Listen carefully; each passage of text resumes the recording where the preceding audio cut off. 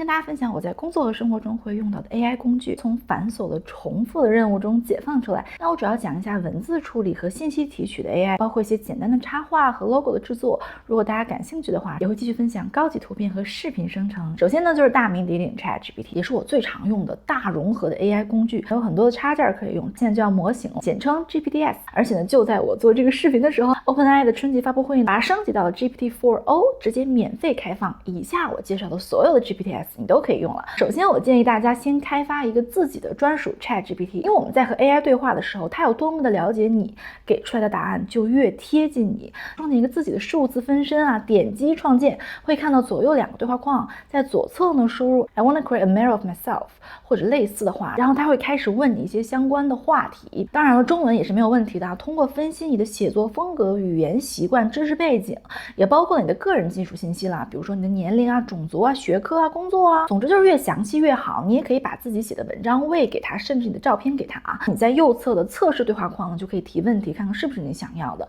不停的修改，直到它能够以你想要的口吻进行对话和写作。一旦开发完成啊，在需要大量生成个性化内容的时候，非常的有用。比如说批量的回复邮件，批量的与客户聊天，你也可以用它来代替你自己回复常见问题啊，或者是生成个性化内容，比如说周报啊、工作计划呀，甚至是饮食计划和训练计划。当你不知道如何面对一个问题的时候，你也可以问他，我该如何面对啊？听着是不是有点吓人，甚至有点瘆得慌啊？不过这个瘆得慌的时代已经开启了，打不过的加入吧，重要的决策还是让你自己来做。OK， 之后呢是专业领域和学术研究相关的啊 ，Consensus 和 Sciencebase 简直是啊所有科研工作者的福音。先说这个 Consensus， 它是一个可以直接搜索全世界的科学文献，直接给出回答以及相关的解释，并适当的引用论文。我觉得它的搜索和总结的功能是更强的，而且它很快速。但是呢，你得到了回答之后呢，你也是要自己去提取内容或者自己去查看论文的。但是 Sciencebase 不太一样，比如说你想知道任何相关的话题吧，皮肤界最近有没有什么新发现啊？它呢会给出一个表格，里面有各种的 paper，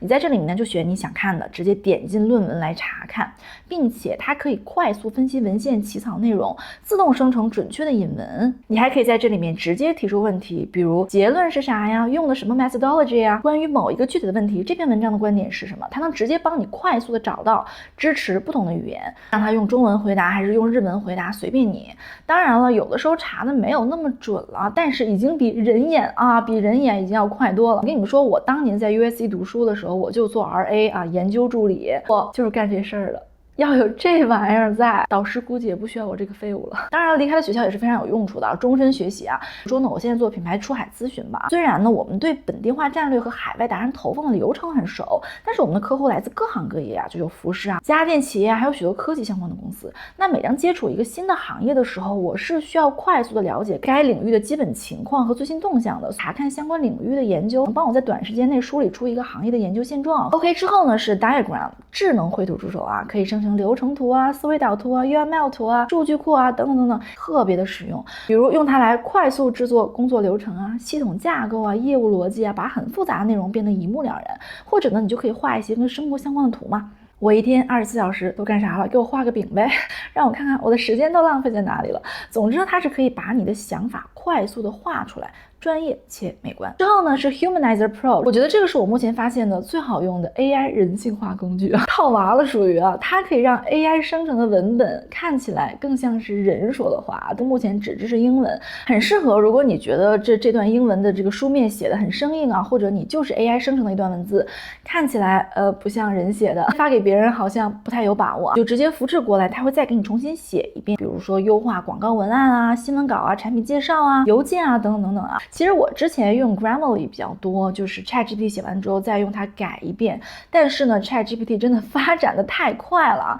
已经不是语法的问题了，而是太完美了。OK， 之后呢就是 The Negotiator 谈判助手，它可以帮助你为自己辩护，为自己争夺利益啊。比如说呢，你和客户谈价格呀，或者是你想跟老板谈涨薪呢，再或者就是你找工作想给自己多一些打动人心的优点啊。先输入你的谈判目标，还有对方的背景信息。细，男的女的多大岁数啊，什么老板啊，越详细越好。它呢能够模拟这个谈判的过程，预测对方的态度，给你一些台词提示。那你多练一练呢，就让你在谈判中更容易赢。即使你没有什么谈判要做啊，你就练习一下如何科学的抬杠，生活中总会遇到的。OK， 那除了 ChatGPT 以外呢，还有一些我常用的 AI tool。首先呢就是 Cloud AI 啊，是 Anthropic 开发的一个 AI 助手，经常被拿来和 ChatGPT 比较。你可以直接给它图片，问它问题，它会基于你这个图片给你做出回答，或者是呢，你可以直接给它发一个 PDF， 让它总结内容。而且它的中文功能，我觉得是更强大的。说实话，我觉得它的中文的撰写能力是在 ChatGPT 4之上的。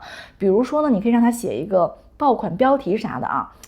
非常的有模有样的啊，很像样。而且我觉得它的对话风格更自然，就它是一种更接近人类对话的方式啊，不是 GPT 体。它比较善于把握语境和情感，而且 Cloud 在回答问题的时候，它逻辑往往更加严密啊，不太会一本正经的胡说八道啊。我有的时候不太相信 GPT 给出的内容的时候，我也会用 Cloud 再来一遍啊，货比三家啊。就我用的这个版本呢是 Cloud Pro， 1个月20刀，可以无限次使用它最快的 model Opus。免费版本呢，一天也是可以问30个问题，所以我觉得对大部分人来讲可能也足够了啊。而且它的界面我也是很喜欢的，就是简简单单的就很舒服。OK， 接下来呢是 Ideogram， 这是一个我发现的特别好用的一个图片生成 AI 啊。这个公司呢，他们也是建立了自己的文本到图像合成的一个基础模型，我觉得要比 Midjourney 要好用啊。当然可能是因为更适合我了。它是一次指令呢会生成4张图，你可以选比例，选择风格，它还有 Auto Prompts， 就是它可以 AI 生成一些 prompts， 拿捏得很准的啊。你可以用它来将一段故事啊，或者是一首诗歌啊转化为图像，或者是你就给它简单的文字提示，直接生成插画呀，精细度也是好的没话说。我的视频里面的小插画基本都是用它来生成的，而且它做 logo 的能力也很强，非常接近你心中那个想要的 logo，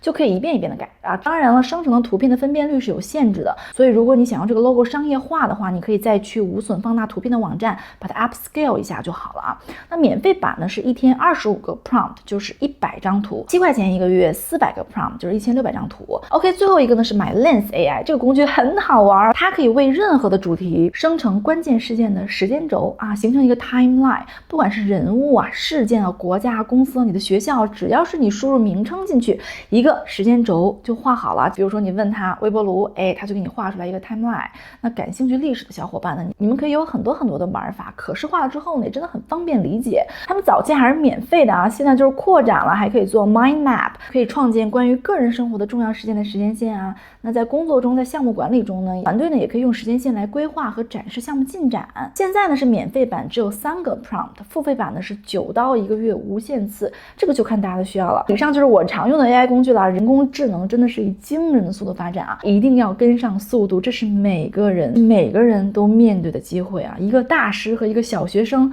使用的就是同一款 ChatGPT， 只是你们用的方式不同而已。AI 可以让我们站在前人智慧的肩膀上，但是往哪里开，这个方向盘在你自己的手里。希望今天的分享能给大家带来一些启发，还有什么想看的也可以留言告诉我呀，不要忘了一键3连哦。我们下期见，拜拜。